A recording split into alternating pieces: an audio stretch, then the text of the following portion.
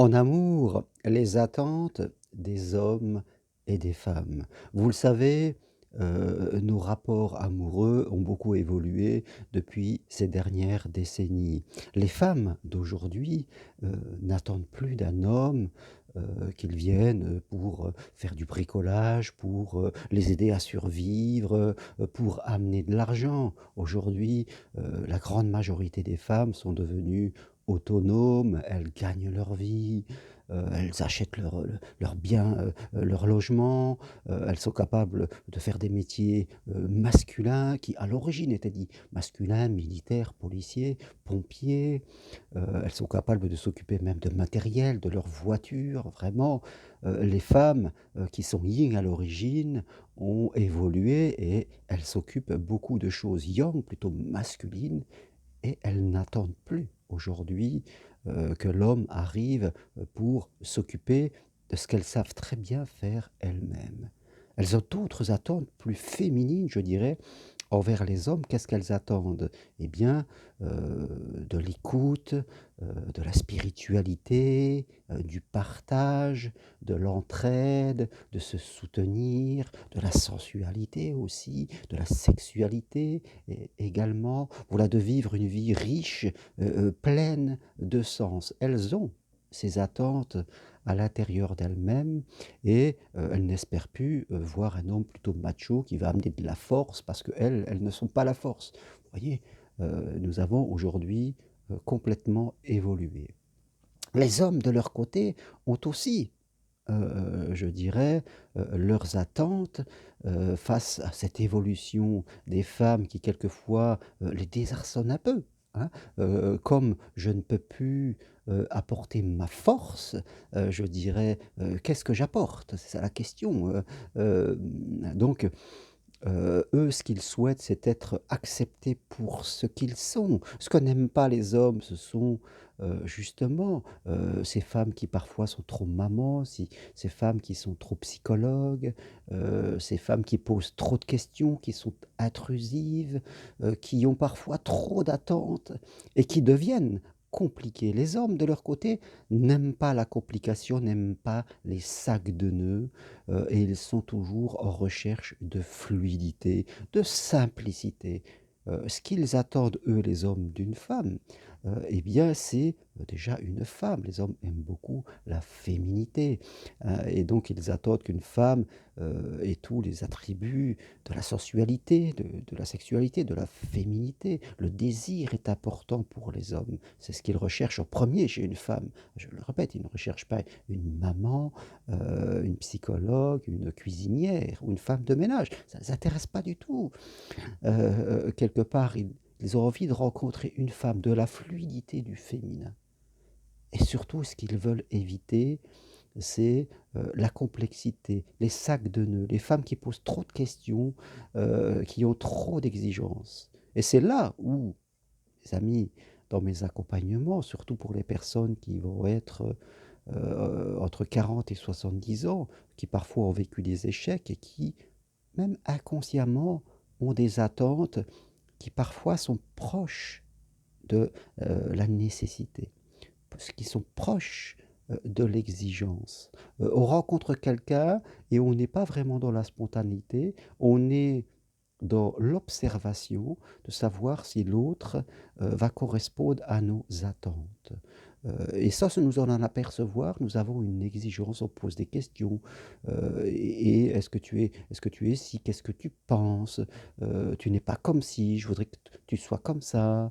Hem donc, j'entends qu'un certain nombre de femmes ont des reproches par rapport aux hommes. Elles trouvent qu'ils n'expriment pas assez leurs émotions, qu'ils ne sont pas assez attentionnés, qu'ils ne sont pas assez encourageants, qu'ils ne sont pas assez spirituels. Et d'un autre côté, j'entends les plaintes des hommes qui, eux, me disent qu'elles sont trop compliquées, qu'elles sont trop intrusives, trop exigeantes, trop sac de nœuds.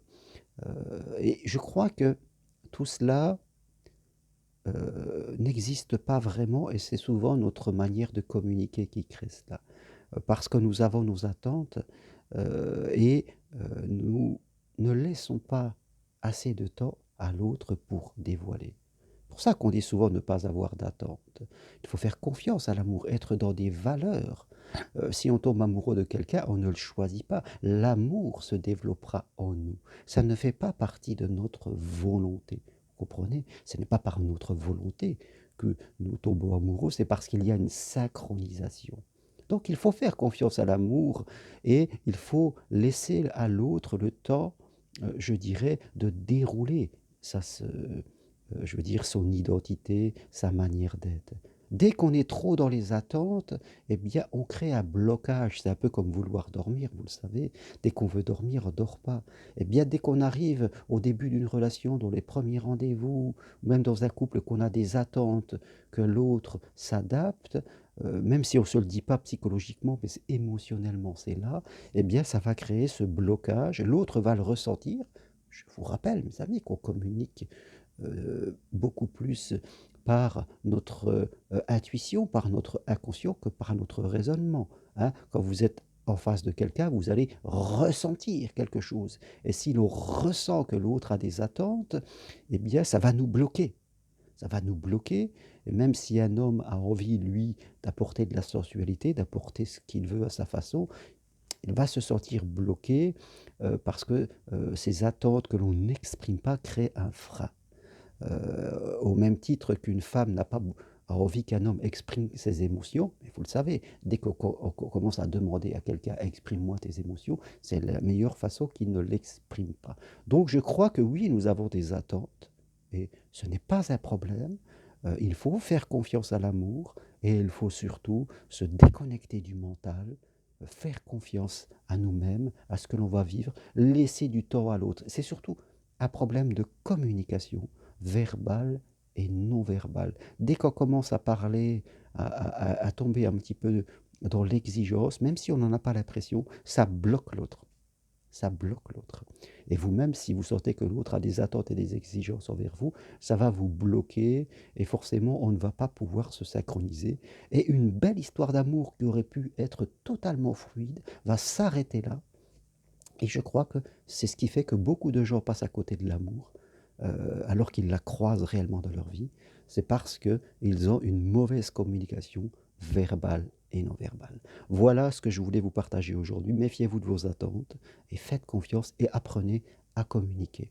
Et si vous voulez aller plus loin, eh bien, qu'on fasse le poids de votre situation, de votre histoire, que vous soyez célibataire ou que vous soyez en couple, eh bien, prenez rendez-vous avec moi. C'est possible à distance, de chez vous par Skype et WhatsApp, ou encore mieux, venez marcher sur le chemin de Compostelle 4 ou 5 jours, en mai, en juin ou en juillet, et là nous parlerons de vous, mais pendant une plus longue période, et là ça sera vraiment quelque chose de beaucoup plus bénéfique.